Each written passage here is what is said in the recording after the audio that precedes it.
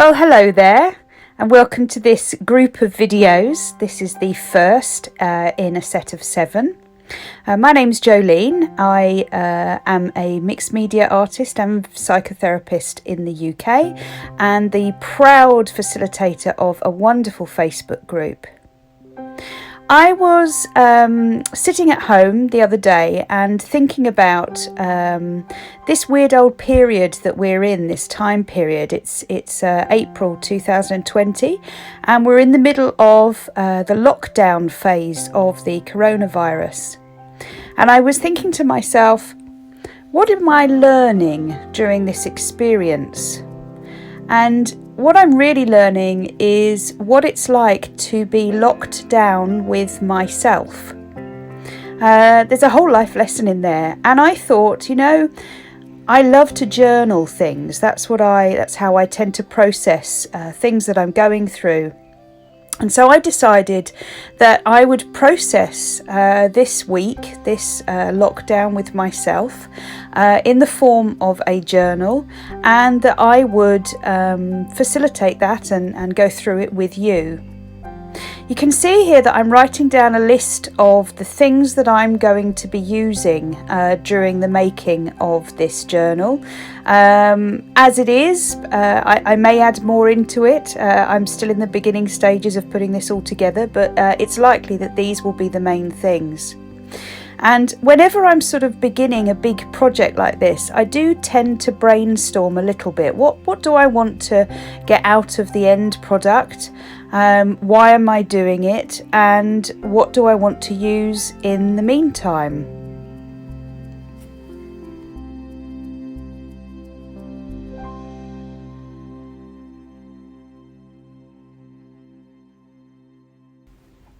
So today's video is going to be all about me pulling together all of the bits and pieces that I will use to add into my journal. I'm going to hand make the journal using bits and pieces out of my stash bags. These stash bags are full of bits and pieces of paper wipe-offs and goodness knows what else, and I will be creating my own journal out of that. But also, whenever I'm beginning a journal, I want to have a load of collage materials to start off with. The first collage materials I'm going to make are some sewn balloons. I really love mixed media work. I love the texture. And this is going to be, I'm going to make a bulk load of elements that I can just grab and add to my journal as I'm ploughing through it. Here you can see I've grabbed out of my stash a load of bits of paper that are fairly thin and fairly plain. And what I'm going to do is I'm going to use these to sew on. Now, if you don't have a sewing machine, you can see there I just used a pen to draw a circle. You can get the same effect using a circle. It's just obviously you won't have the little dangly threads. But you can see here I've already done some using my free motion foot on my sewing machine.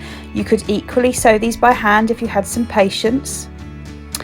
If you take a piece of paper, if you put a piece of masking tape on the back of it, that just secures that paper a little bit more. What tends to happen when you're using a sewing machine is that you can easily perforate all the paper.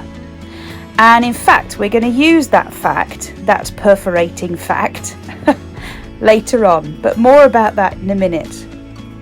So all I do is I whack my paper with the masking tape under it through my sewing machine, and I just use that free motion foot just to go around some circles. If you haven't got a free motion foot, then please just use your normal foot, just go round and round, make some circles. Or as I said, you could go do it by hand, or you could just use a pen and go around it that way.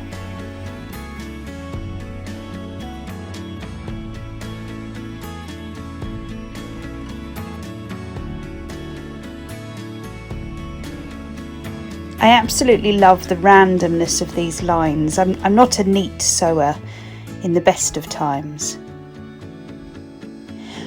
Now, I said to you earlier on, we can use those perforations to our advantage. So what you can see here is I'm just using my fingers to perforate away on the outside ring of those stitches. What can be lovely is if you end up with little bits dangling off, little bits that you haven't managed to quite pull off, or in fact, as you saw, I was sort of doodling with my sewing machine, so little bits that are in between those lines that become perforated as well.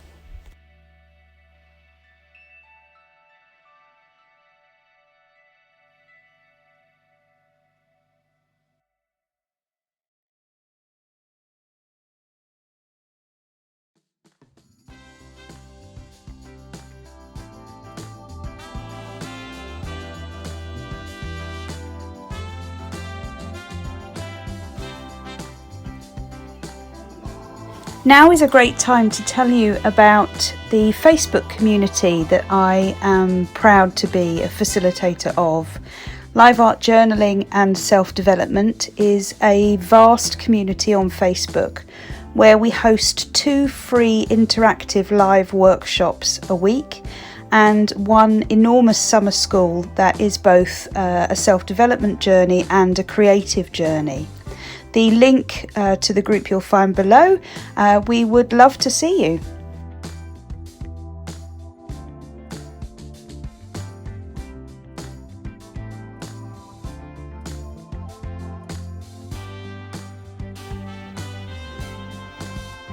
So here's all these little sewn stitched balloons.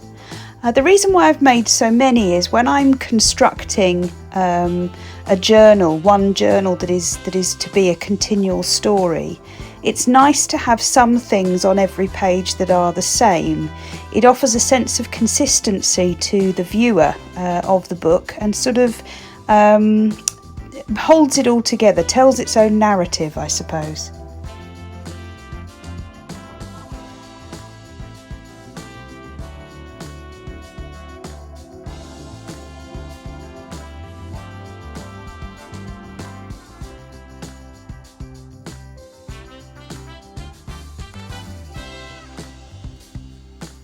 Okay, so moving on, as I said, today's video is all about the collage materials that I'm going to use throughout my project.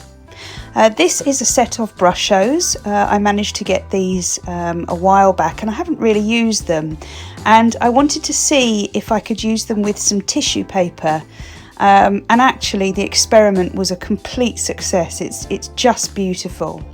I've got 2 sheets of tissue paper, one under the other, and this is art grade tissue paper, so it has one side shiny, one side matte, and underneath that I've got one side of a large plastic envelope, but you could just as easily use one piece of a carrier bag or one side of a black plastic sack.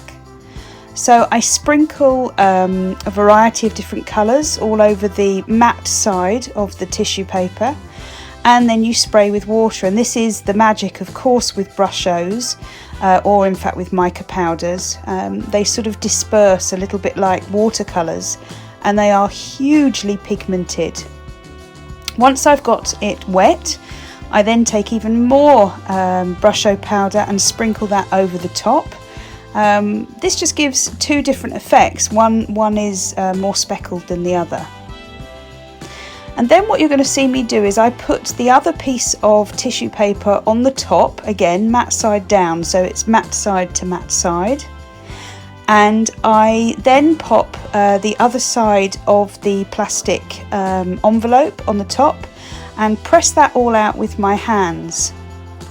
Now then what you need to do is actually peel those 2 apart, and the easiest way to do that is look for a corner where the paper is dry. So this corner here, you can see it's not dry, it's completely wet, and when I try and pierce that apart it just starts to shred.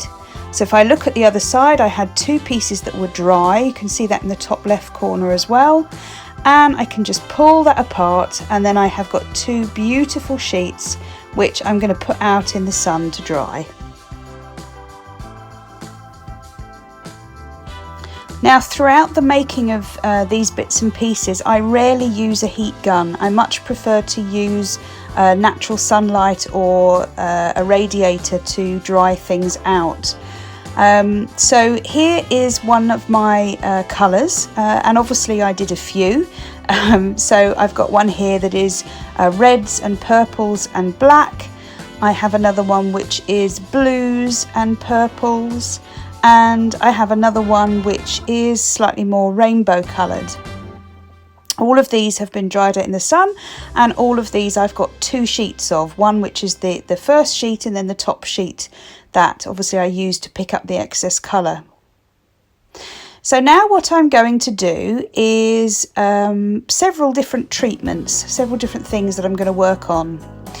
These are like rub-on gels, rub-on pastes. This is the Nouveau paste, the Nouveau embellishment mousse it's called, and then I have some Inca Gold, and I've got a turquoisey petrol blue and a gold, as you can see there, and these are just beautiful. I've also got a Pritt stick, a glue stick. Tombow is my favourite. I have some glittery gold shards. These are stunning. You just wait until you see what I'm going to do with these. Such good fun. Don't sneeze anywhere near them though, they do blow away very easily. And then the last thing that you're going to see me pull out is some Indian ink. Indian ink is the blackest of black ink. It is permanent, it won't reignite, and brilliant to use on this project. I've also got here a little makeup sponge. Okay, so here comes the fun. First thing to do is to scrunch up your piece of paper as tight as you can. This gives our paper lots of texture, because when we rub on that mousse and that Inca Gold, we are going to want to pick up all of those ridges just to give it that lovely texture.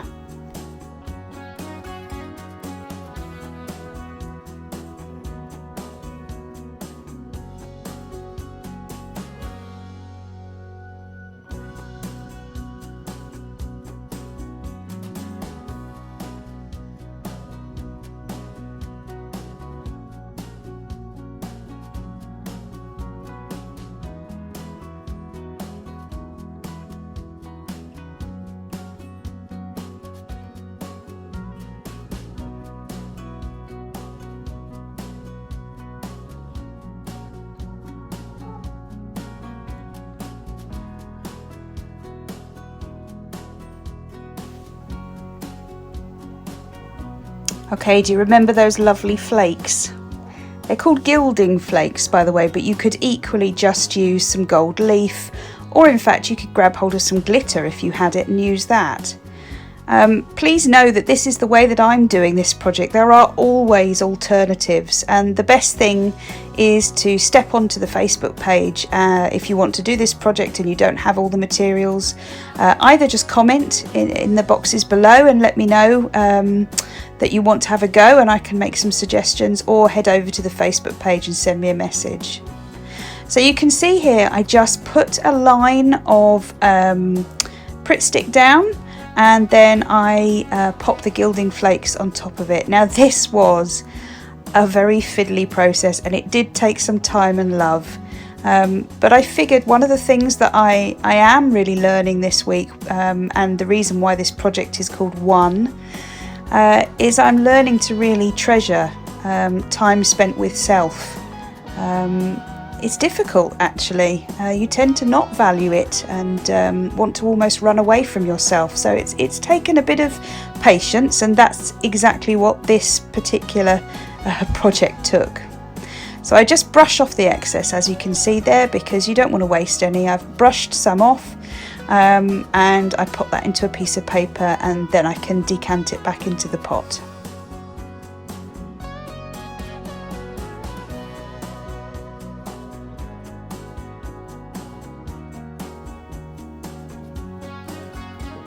Now again, you don't have to use Indian ink for this. What I'm going to use my Indian ink for is just to make some mark making on here.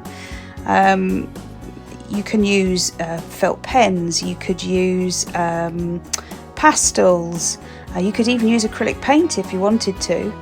I do some lines and then I flick all over the patterns just to give it some texture. So here are some of these beautiful papers. I cannot wait to use them.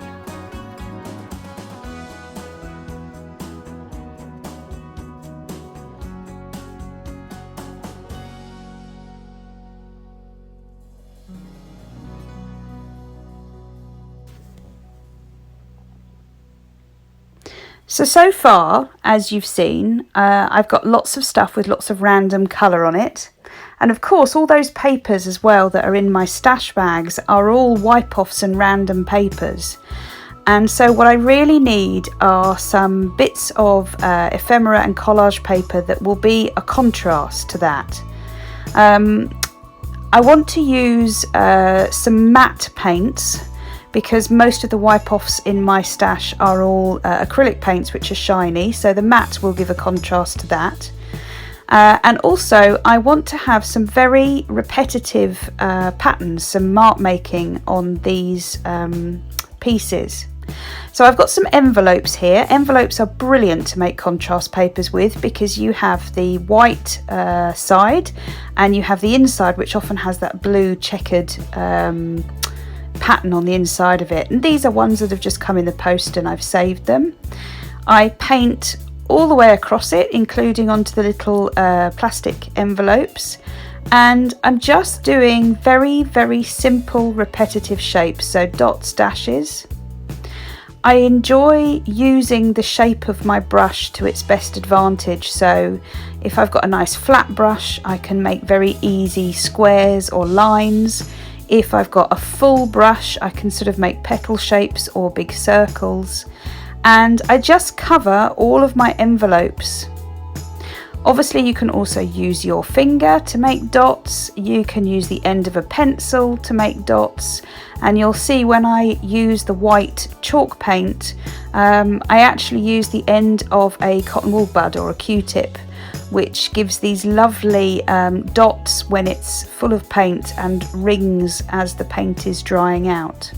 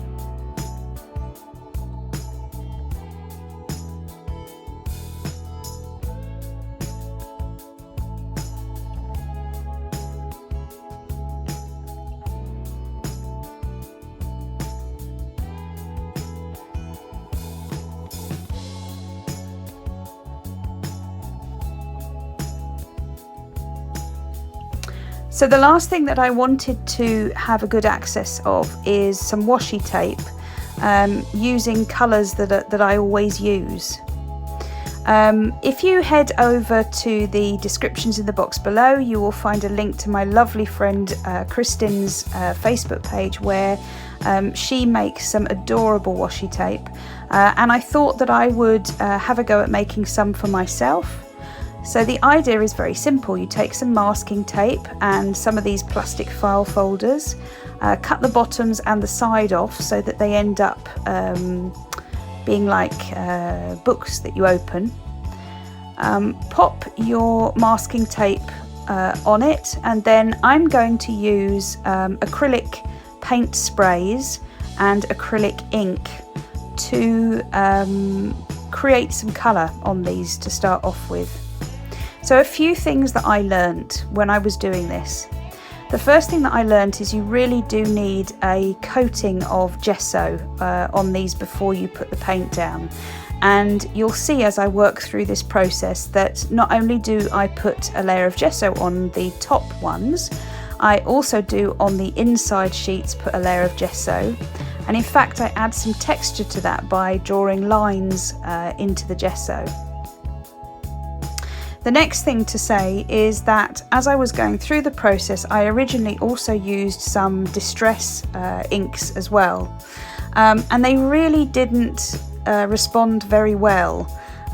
Whether they didn't respond well to the gesso that I put on, or whether they didn't respond well with the blend of acrylic paints as well, they just weren't doing it for me. And so I've stuck to what I know, and I've used acrylic ink and acrylic paint sprays to create the background colours.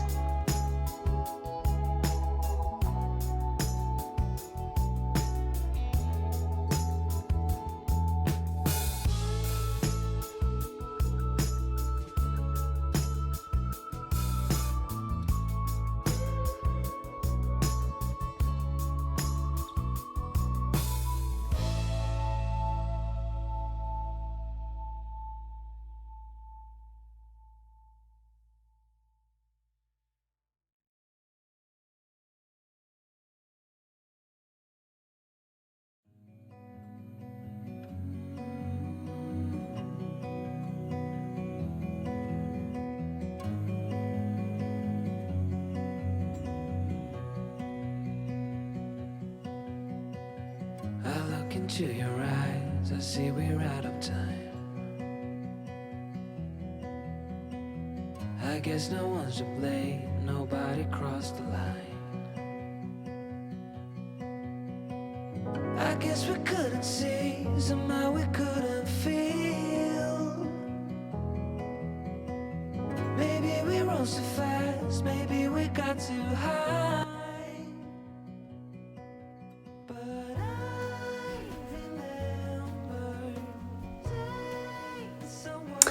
My best advice that I can give you when it comes to adding the colours to these is don't be too frightened. Don't blend it too much. I did on this one and it worked out okay, but actually on the others I didn't blend the colours, and in fact they ended up being my favourite ones. So don't be frightened at this stage, because it is going to look a little bit messy. You do need to know a few basic kind of skills around not making brown. So if you put red, purple and green together, you're going to get a brown. But essentially just play and have fun.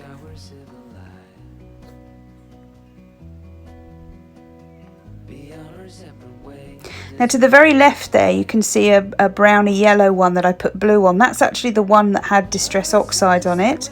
And all of that colour came off, so I don't know quite what was going on there, but I didn't use that one in the end.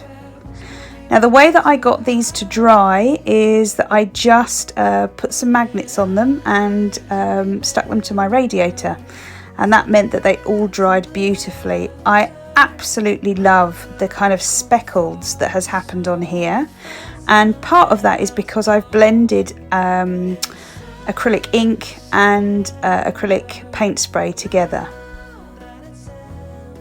So the next thing that I'm going to do is I'm going to add some stamps to my piece, and then I'm going to use some of this beautiful Daniel Smith gold gesso on the top. I chose that I wanted to use some words, and I was thinking very carefully about this. Again, coming back to the main project, that it is about being locked in with oneself, and so I literally chose the words oneself. I have a little tip for those of you who like to do letter stamps, and I imagine that this is probably easier with these square stamps than it is with the round ones, but I use the lid of the stamps to construct my word, and then I take a bit of masking tape and wrap it around the whole word, and that just holds it all together in one place.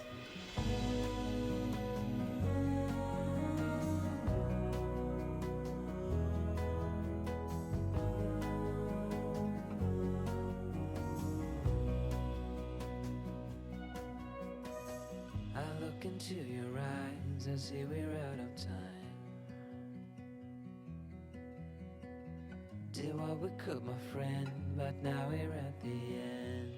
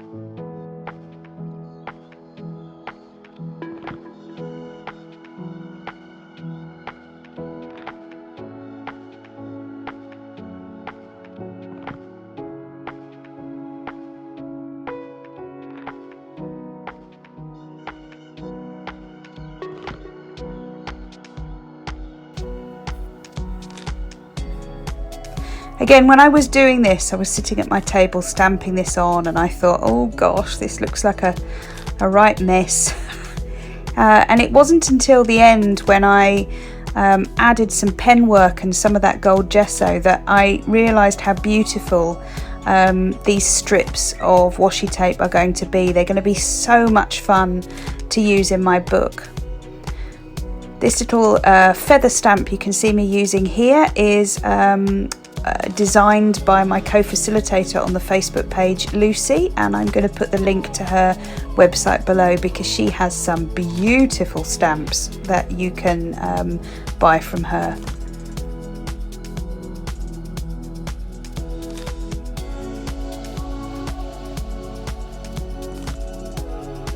So I used some pens just to add some definition, and this is where these washi tapes started to come together for me.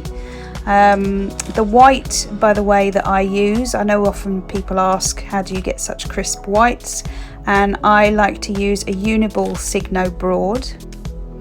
I do a variety of different things with my pens. I don't do anything too neat and fussy because I'm going to end up tearing up this washi tape and just using little strips of it, so I'm okay with the mark making being quite random all over it.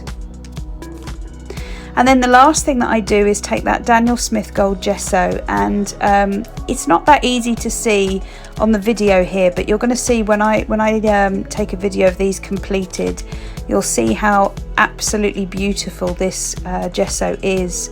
It's quite see-through, so I can layer it up on some things, and when you catch the light on it, it's just stunning.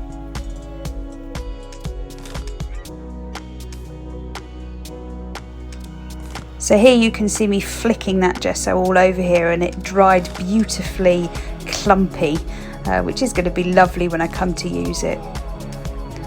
So here's our beautiful washi tapes, and obviously you can peel them off those plastic ring binder folders, and I can use them in my journal later on.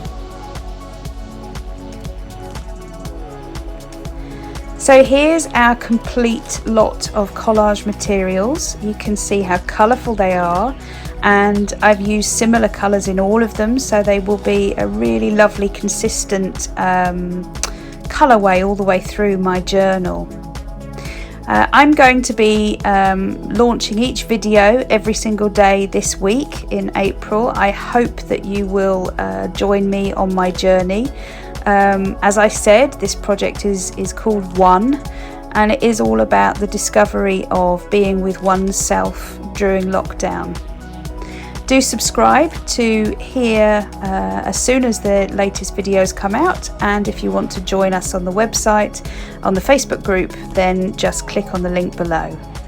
I look forward to seeing you soon.